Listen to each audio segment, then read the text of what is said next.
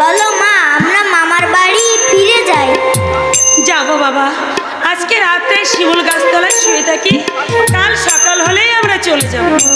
কিন্তু মা, এই প্রচন্ড শীতে ফাঁকা রাস্তায়। ভয় নেই বাবা, আমি তোকে আমার কোলের মধ্যে লুকিয়ে রাখবো।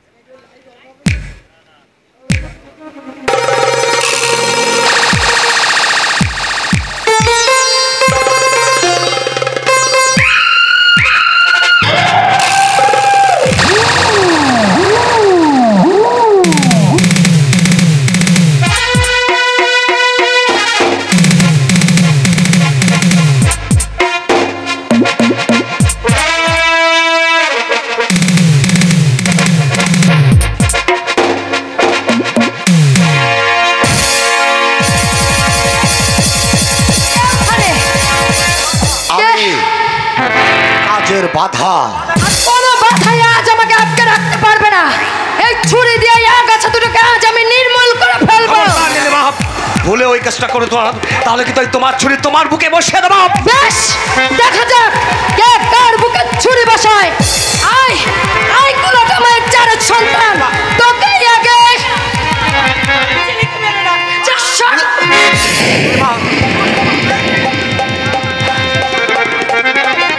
না ছোট মা,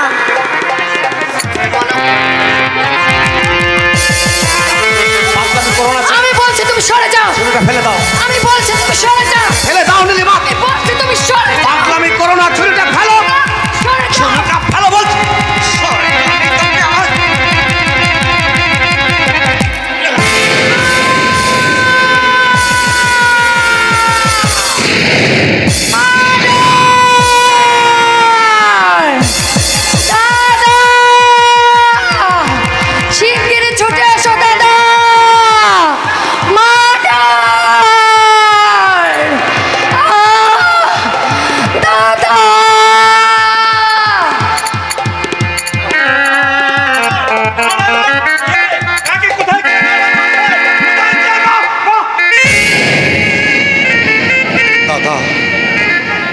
আমি কি করলাম? এই ছুরি দিয়ে নীলিমা পারুল আর খোকনকে মারতে উদ্যত হয়েছিল, সেই ছুরি ছিঁড়িয়ে নিয়ে আমি ওর বুকে। কাছেই থানা, তাহলে যে সর্বনাশ হয়ে যাবে ভাই। দাদা দে না ছুরিটা, আমার কাছে দে না ভাই, আমার কাছে দে। তুমি কোথায়?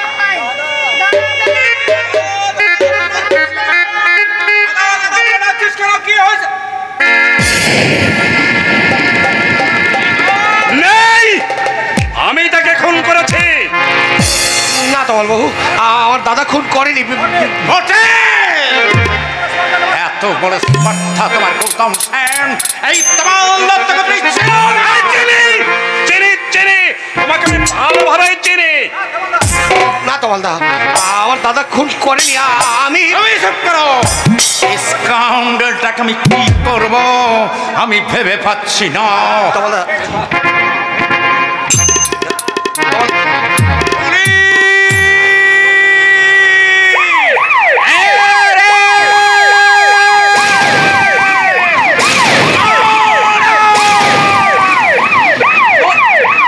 দাদা এ তুমি কি করলে? দাদা খুন করলাম আমি, আর আসামি হলাম আমি। কেন? এই হতভাগা, তুই জেলে গেলে আমার বৌমা আর জ্যাঠমণিকে কে দেখবে? আমার স্ত্রী পুত্র কেউ নেই। ওই জেল হাজতে আমার উপযুক্ত স্থান। না, তা হয় না, হতে পারে না। অপরাধ যখন আমি করেছি, শাস্তি আমি ভোগ করব। আমি পুলিশের কাছে সব কথা খুলে বলবো। তাহলে তো আমার মাথা খাস। দাদা, তোদের জন্য আমি অনেক করেছি ভাই। এই শেষটুকু না করলে বকুলের আত্মা যে আমায় ক্ষমা করবে না ভাই। কাঁদিস নে ভাই, কাঁদিস নে। তোর চোখের জল পড়লে স্বর্গে তোর বৌদির আত্মা যে কষ্ট পাবে। তোরা সুখে থাক। তোদের পথের কাঠা অন্তরায় চলে গেছে,